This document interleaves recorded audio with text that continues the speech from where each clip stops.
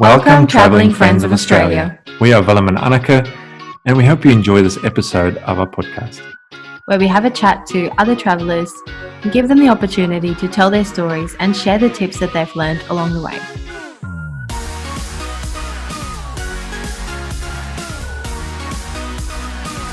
All right, tonight we have RJ and Celeste from When in Rome, and they have a very interesting story that they might share to us. Yeah, let's have a chat to them, hey? Mm. Hi, Celeste and Arjay, how are you? How you going? Hi, guys, how are you? We're good. Loving it. Yeah, we're good, thanks. It's awesome to have you guys on. Mm. Yes, How are you guys tonight? Thank you for having us. We're in Darwin, finally. Yeah. So, it's nice and humid and toasty and you get this. We had a massive storm last night, so a huge storm last night. So it's really, really muggy and yeah. We can see the shine in. Yeah. yeah. It's not just the shiny light. No, that's awesome. So if you guys just want to kick us off with like who is When in Rome, like who is RJ and Celeste? Yeah. Really? And the family. Who do you want me to go? You go first. So we're Celestte and Arjay. We're When in Rome. We've been together for nearly 18 years, coming up December. Yeah. We've been married for coming up 6 years. 6 years. Ooh. Yeah. Wow. Jeez. We've got 2 young boys. So we've got a 4.5-year-old and just turned 1-year-old. And we've been on the road since the start of Feb. We left Victoria at the start of February. So, after a little bit of planning and a 1.5 planning or so, and we decided to hit the road before the oldest one starts school. So, thought now's the time. Let's do it. It must have been daunting with COVID and everything, eh? Yeah, well, we left before it all started. Yeah. So we're in South Australia, start of Feb. Okay. And then when it happens, we're lucky enough in WA. So we're in Perth when everything just went crazy, and we thought, before they close the regions, gun it somewhere where we can lock ourselves down and sit and wait basically. So it was Green Head, which is 6 weeks over there, and So what went through your mind when that all happened? I mean, you just sort of started your journey, and then starting this, all the plans went out the window. Obviously. We had this whole plan of what we were doing for the trip, and then it all just went to nothing. So we just basically had to take it as it come, I guess. Yeah, when your families went back to Victoria, because it was just no one really knew what was going to happen and all that stuff, and we're just but we stuck it out. It was like, look, no point. We'll just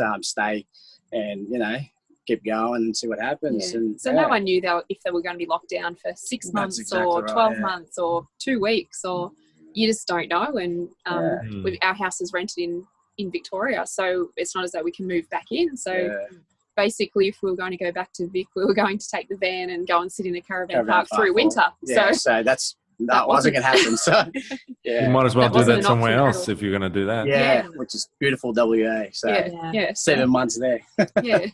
So it's been great. So we're only supposed to be in WA for 3 months. We ended up here for 7 months. So it was kind of nice. There's plenty to see. So Well, your Instagram feed looks amazing from all the North beaches. So thank you. It's all RJ. I don't do any of that part. I know. It's crazy because just Instagram's there for everyone. Like you just want to put whatever you want to put in, and that was for us, just for our family and friends, and originally, and our 60 people that followed us to start off with, start of the year, and then couldn't believe it. 7 months, 8 months later, and a little bit crazy. And so, are you a photographer, RJ? I have been. Sorry, I'm a bit loud.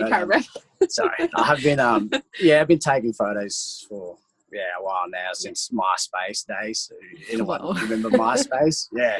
So I've always been into the social media stuff and just here and there and take photos and that and to do the Instagram stuff, which is it's a no-brainer. And yeah, I didn't know how to use Instagram until we started on the trip, so yeah, it's a large.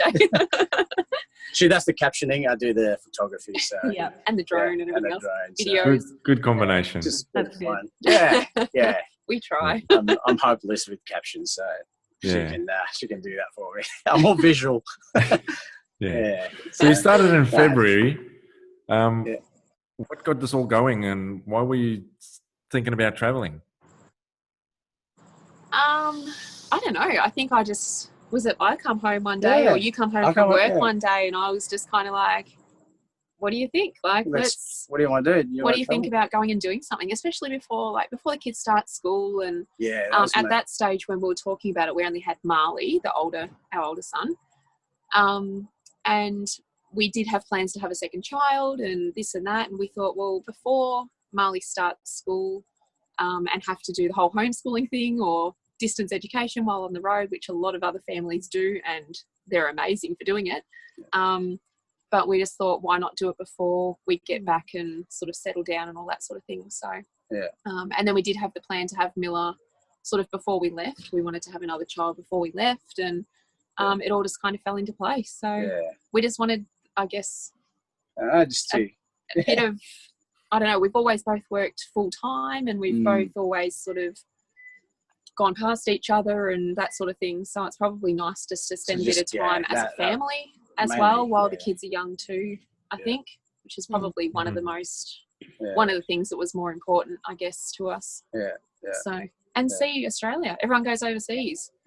Like how much stuff's in your own backyard. We've just spent 7 months in WA, and you could easily spend like a couple of years there and still not see everything. So have you gone camping before this whole idea popped in your head, or? We've always been sort of travelers. We've been to was it Rockham? Like we've done the East Coast and Tassie, things like that. Just weekend campers and things like that. So we've always been travelers. We have been overseas. Like we've been to Hawaii and all that some stuff. Of America and all that sort of stuff. So it's once you're a traveler, you're always going to be a traveler. So it's the bug. Bug gets you. It is. But we have been traveling. We do like to get away for weekends and stuff if we can, even if it's whether or not it's camping or just going down to Melbourne for a weekend for a couple of nights or whatever. So we just like to be out, I guess. Exactly. It's that feeling of freedom a little bit. Yes. And that's what this is. It's just kind of like as soon as you get in the car and you've got the van behind you, it's kind of, you don't really know where you're going for the next place either. So and it's just that feeling of like, oh, what's going to be next? Where are we going to pull up? Where we're going to end up? So now that idea popped in your head, what was the biggest obstacle you thought? Because you knew what you were going to go and do and everything. What was the biggest obstacle ahead? Probably the leaving part was probably pretty hard. Yeah, with family, friends. Especially we just had Miller. He was 3 months old when we left. And just on 4 months when we left. Just grandparents sort of, it's hard. It's hard, and that's it's sad to leave them, but it's only you know what it's what we wanted to do, so you just kind of do it. You soldier on. You get through the hard part, and everything's cool. So you just just do it, I guess. But exactly. And COVID made like a huge difference there as well, because we wouldn't have been able to see any family and friends anyway, because everyone was in their lockdown and all that sort of thing. So we would have basically been FaceTiming parents and stuff from like around the corner, you know what I mean? So we wouldn't have been able to see anyone, and we still can't see RJ's mum because she's in Metro. So did we say we're from Victoria, by the way? Whoops. From Victoria. It kind of probably COVID made it a bit easier in a way that we like to be away this year. So that was kind of a little bit of a not for everyone else, but it was a little bit of a blessing in disguise for us to be able to be on the road at the same time that was happening. So it's going to be a bit of a shock when we head back to Vic and see what's going on. But You said it's going to be a shock when you head back. Is there an end date? Is there an end to all this? Or Yeah. So RJ's got to go unfortunately, back to work. I have to go back to work. okay. With things happening with the car and all that stuff. I think, just gonna. Yeah. So Tell RJ's the supposed to be listeners what going happened back to to the work. car. Yeah. Okay. So RJ's supposed to be going back to work December. So we'll probably end up being back the end of November, roughly, in Vic. So, the car. The car. Oh God. Yeah. Would you like to tell the car story? Or? Whose fault was it? Just to relive the. We're not going to blame. No, it's no one's fault. No one's fault. It was just a completely random thing that happened. Just cruising along on that Great Northern Highway, heading towards Fitzroy Crossing. We broke down 20 k's outside Fitzroy Crossing there, and just engine cut out and decided he didn't want to go any further. Didn't want to go further. No warning, nothing. Just like that. Just just like that. Just like that. We were driving along. We'd stayed at a free camp the night before, and we were all good. This is great. We're going to get across. Just driving along. Bit of a shake, bit of smoke. Yeah, that was it. Oil under the bonnet, and towed into Fitzroy Crossing. So waited on the side of the road in 36, 37 degree heat. Yeah. For the tow truck to take us into Fitzroy Crossing. Spent the night in there and then towed 400 k's back to Broome, which we'd already spent 4 weeks there previously. So turn around and go back. No way. Which we were there for another 4 weeks waiting for the car. So engine replaced. Yeah. But the thing is, we were in Broome and we weren't sure whether we wanted to go across the border to NT or head back down south to Esperance. So before we broke down, we were like, what are we going to do? Are we going to go back south or? We were making, trying to. There's so many things, So we were only supposed to be in Broome for 10 days originally, and we're like, maybe that's even too long. So, and it got to sort of the end of the 10 days. We're like, let's extend another week. So we extended another week, and then another week, and we ended up being there for the 4 weeks. I'm like, maybe there's some reason that we're not leaving. Yeah. The morning we went to leave, we had a flat battery in the car. Yeah. The signs are popping up. Oh wow. That's exactly it. Looking back at it now, it's like we weren't supposed to go across. Like, were we supposed to hang around for that extra week and something happened to the car in Broome, and then we were close. We didn't have to get towed and all that sort of stuff. But anyway, we left despite the flat battery. And we had friends that were doing the gib as well, and we're like really close to doing the gib. Yeah. So grateful we didn't. So glad we didn't, because that would have, if we had broken down up there, it would have just been chaos. So. A few signs coming up, and then looking back on it now, we're like, there were a few little things that we were just like, maybe something was holding us in Broome. We should have just listened to it just a little bit longer, but oh well. But awesome place to get stuck in. Yeah. Broome's amazing. I did think that when I seen that. I was like, well, Broome's nice. So it could be worse. It's nice. It could have been worse. Amazing place. Yeah.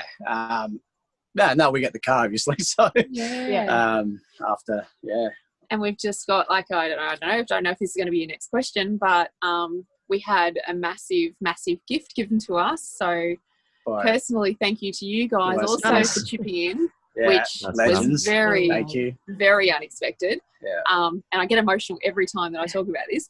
But basically, I think it was, 47 families all chipped in to give us a little bit of a boost, a little bit of a cash boost, just to kind of heighten our spirits a little bit after what happened, because the bill for the engine was obviously quite significant.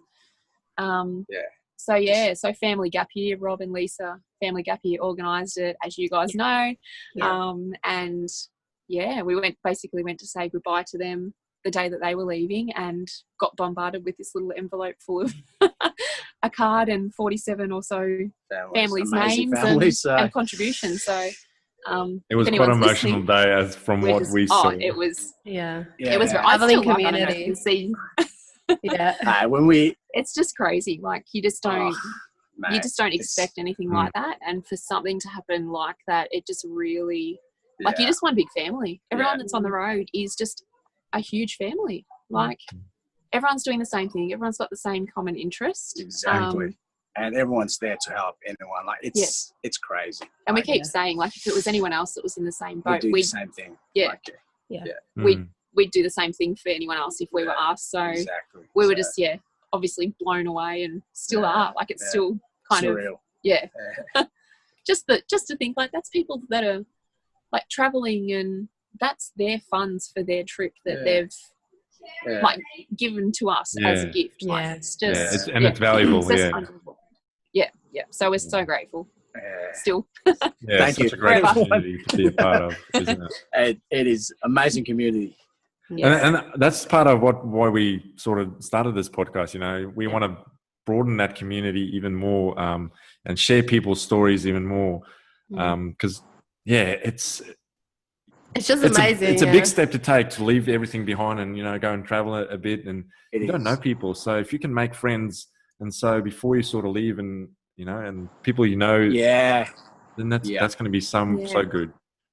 And that's the thing, everyone does research, obviously, before they do head off, and you start joining groups, and you start joining this and that, and start listening, to podcasts and YouTube and all this sort of stuff. And it's just kind of like, for you guys to do this, like sort of this whole this is amazing thing, this is good. Go you. Like, it's really good. Really good. As soon as seeing your you're doing this podcast thing, I was like, wow, that's cool. Yeah, good on you guys. We're enjoying it so much. Like, we're learning so much, actually. We're getting really jealous because we can hear about all these nice stories, and we're not there yet. But I'll try. Our time will come, and we'll obviously hook up with everyone that's been on our podcast, and we hope everyone else that actually, you know, hears each other's stories can connect as well. So that's something and that's from what we're doing. Like, you kind of see people's pictures and all that sort of stuff on Instagram and Facebook and that, but you don't sort of know the story behind the people that you are constantly liking pictures and stuff, but you don't know you don't know their background and what you're doing, guys, is an amazing platform to introduce. Thanks, guys. So much. Tell us a little bit about your setup. Like, now you told us the car story. The car. Well, we've got a Ranger, so we got a Ford Ranger with a new engine. And we have a 22-footer Lagoon caravan. Yeah, Lagoon. It's so.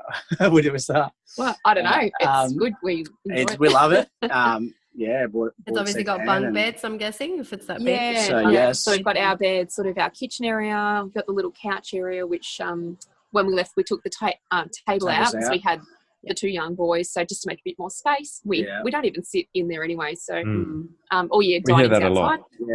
And then we've just got like the little ensuite, so shower and toilet, and then the bunks at the back for the boys. But that was the one criteria that I wanted, especially being on the road with the two young kids. I was like, we need a bathroom, like we need a shower and toilet.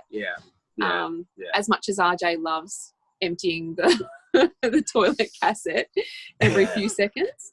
I don't even use it. No. That's gonna be me, So, with our porta toilet as well, he doesn't use it, but he has to empty it. So, sorry.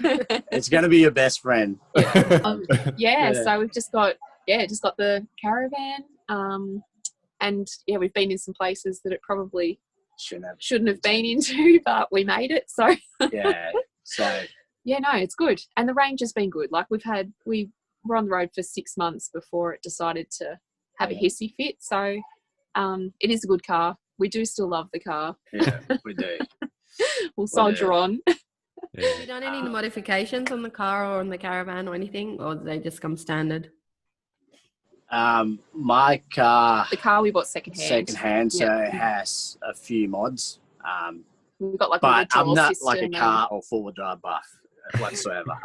We've never owned a four-wheel drive. We've never four-wheel drived before the trip. We've never towed a van before we left for the trip. Everything's we learned as we learned. Started the year. Wow. I've never towed a caravan. How do you go with parking? Sorry. How do you go with parking then? It's actually easy. I find it easier with bigger vans. Little trailers. It's hard. But vans are like, We've had our like little kind of tight spots that we've had to try and get into, which I think we've done pretty well. The key is you have walkie-talkies. Yeah. So RJ's got like the CB or in the car, and then we've got the little walkie-talkie. So if he can't see me, he can still hear. So that's the tip. Handy. Yeah. Get a little walkie-talkie for reversing purposes, and so the whole caravan park can't hear you arguing. Yes. Yeah, it can start some big arguments. Turn that way. Yes, it will happen. Other left. It's And it's always when the kids, like when you get somewhere and the kids start arcing up, and you're just like, what is going on? Like everyone's over the ride, and you now have to park. Yeah. You've had your few hours in the car, and it's just like, just get the van in. It's fun. We've got the fridge in the back of the car. We've got the drawer system, that sort of thing. Like obviously all the stuff on the roof. Yeah. But in terms of mods, engine wise, I wouldn't have a clue, mate. I just bought it like second hand, and it was ready for touring. That's all I.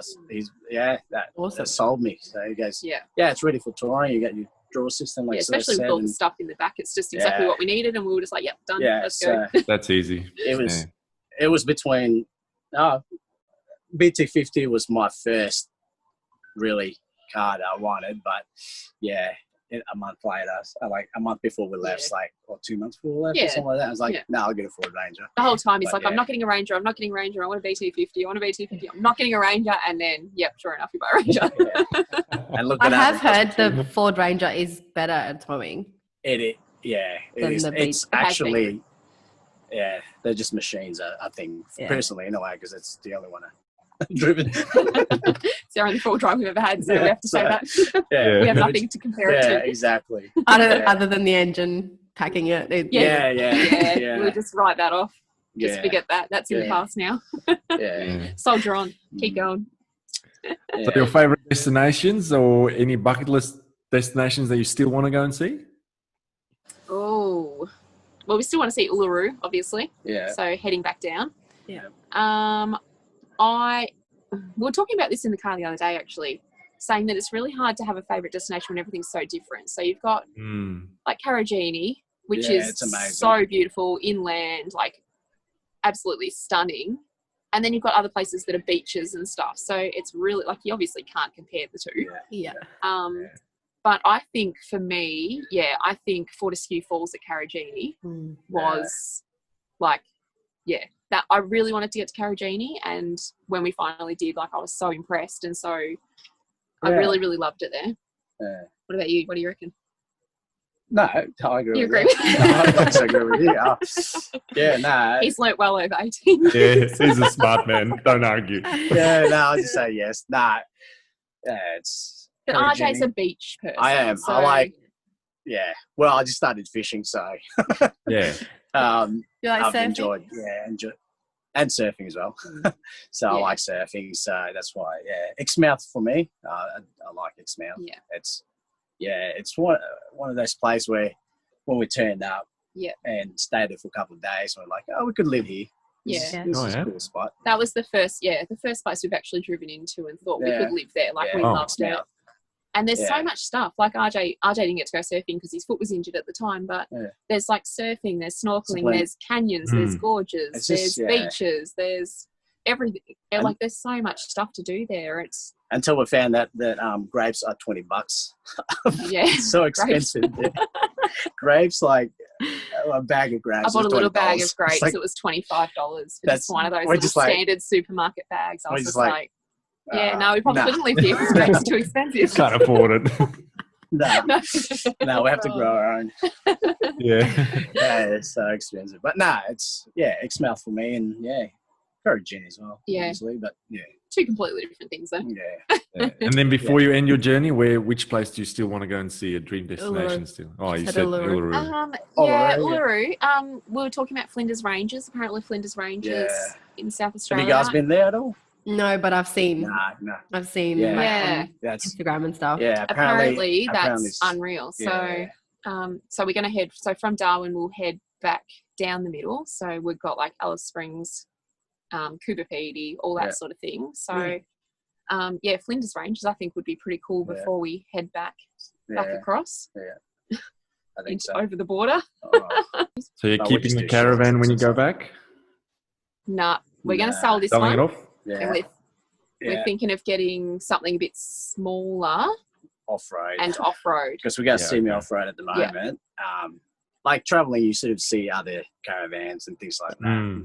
Yeah, you don't know until you get out there, do you? So there's been a few like kind of little vans that we've looked at and we've gone, oh yeah, that's cool. Or there's people that we've met that have gone sort of off different tracks and like sandier tracks and all that sort of stuff, which we haven't done with our van. So it'd be really cool to be able to go and see some of those places that are a bit off-road rather than sticking to the main highways and all that sort of thing. So that's what we've learnt, I guess, from this trip is what we want to do next time. So exactly. Yeah, that's the plan. We'll do it again and do it different. But that's the thing, like kind of we've just been tossing up whether or not, obviously we're in Darwin, and whether or not to do Kakadu or Litchfield or do both. And we think this time around, because we're here through, like it's really humid and the start of the wet season soon. So I think we're just going to do sort of the easier one, which is apparently Litchfield. So next time when we do the trip, we'll plan it so that we're not here when it's kind of coming into the wet season, and then we can take the boys to Kakadu and do the other one next time. So do you guys have any like funny or apart from the range of broken down? leave that story out. Like funny stories that have happened, or you know, great experiences. Great experiences or something like that. I don't know. Everything's so, I don't know, it's so different over here, obviously, to what we have at home. So basically everything we've done in WA has been just like an awesome Every day's experience. a great day. Because, that's a good motto. I'm going to use that. Copyright that. NWA, you should add it. I don't know.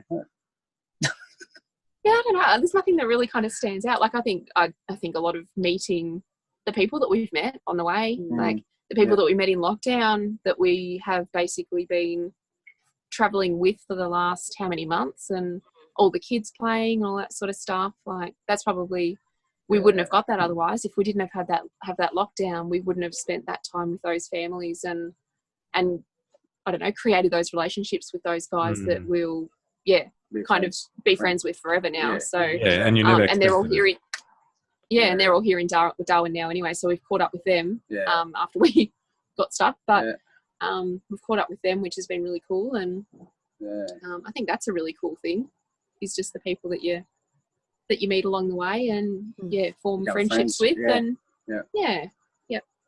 I think the kids, parents are concerned about their kids not, taking them away from their friends out of school and when they go traveling and stuff. But the kids are okay, eh? They make friends easily. Oh, definitely. Oh, yeah. Well, they make friends, Marley's a 4.5-year-old. He's been in daycare, like childcare, since he was 10 months old when I went back to work part-time. So he's always sort of been around kids for years and years and years. And that was one thing that I was quite nervous about, wasn't I? Was about taking him out of, like, because he's got his friends that he's been friends with for like 3 years through childcare and daycare and all that sort of stuff. So to take him out of that sort of stuff and take him away from his friends, I was a little bit kind of concerned about how he'd go. But like, kids are kids, they get along with anybody. Like, it's just crazy. You'll go to like a random little park in a town in the middle of nowhere, and if there's a kid there, they're gone. Playing, it's so crazy. It's just really good. Like, it's and the amount of stuff that they learn on the road as well, I guess, is just kind of priceless. You don't learn that sort of stuff in school and kinder and whatever. So and like when we met kids, they're traveling kids as well. They have the same interest, and it's crazy, and they just bond, and that's what we found as well. Like, so that. Everyone bonds over Lego. They're just different when they're outdoors. Yes, exactly. Exactly. They're not being cooped up inside, and like half the time you don't have a TV because you don't have either power or reception or whatever. So it's just nice that they can get outside and do what they do. Be kids, get dirty. Yeah. It's all good. As long as they're happy, then that's all that matters. So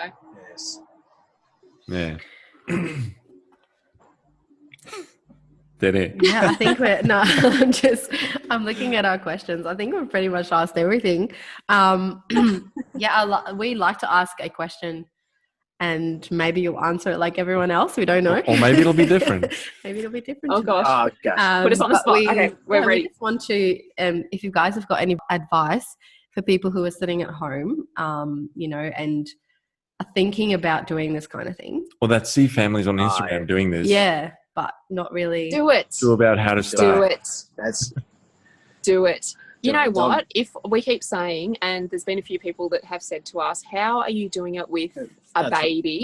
Yeah. Like, he was 4 months old, just on 4 months old when we left. And if we can do it with a 4-month-old and what was he? 3. That's 3 turning 4-year-old at that time. If we can do it, anyone can. Yeah. Like, seriously. Yeah. If you want to do it, and it's something that you are so passionate about and that's in your heart, you will do it. Just go for it. The opportunity is there if you can. Yeah. Now's as good as time as ever. Yep, do it. That's about it. You probably heard that answer before, haven't you? Yeah, everyone says that's the standard answer. Just do it. Just do it. That's all we should have said, don't do it. It's crazy. Kids are crazy. Don't do it. We're waiting for someone to say, don't do it. Don't do it. Yeah. Yeah. Your Ford Ranger will break down. Don't do it with a Ranger. It's all part of the fun, just kidding. Okay. Yeah. I think you guys actually took it really, really well. And I think that's why the community actually stood behind you guys as well. Because I think you just looked, you could see like you were devastated, but you guys just kept going and, Yeah. Well, you can't do anything about it. If something's going to happen, obviously you don't budget for something that big, of that price. Yeah. But the van's not going to tow itself for starters, so we had to organise the car. And you just get on with it. There was no other option. It is what it is. Yeah. We broke down. You get it fixed. You soldier on. So take it. Smile in face. You're all good. Keep going. Forget about it. It's in the past. That's it. That's awesome. Yeah. If you guys just want to let our listeners know where they can find you on social media, or I think you've got YouTube as well. RJ, you know this part. This is your bit. This is my bit. Is it? When in Rome, on Instagram, Facebook, and YouTube as well. Which YouTube's a bit slow at the moment, but we're sort of starting to do that now. Yeah. We've been more focused on the Instagram stuff at the moment, but it's a lot easier. It is easier. It's just more convenient when you're in the car going somewhere. Yeah. But we do want to get some YouTube stuff up a bit more than what we have been. So, and will these pages continue when you guys go home? Yes, definitely. It won't. Yeah, it'll never stop. We're planning on doing maybe something every second weekend or that also, and we've got 1,000,001 photos from our trip and past trips and stuff. So we've got plenty of stuff to put up. So keep watching us is what we. Thank you. Thanks for having us. See you.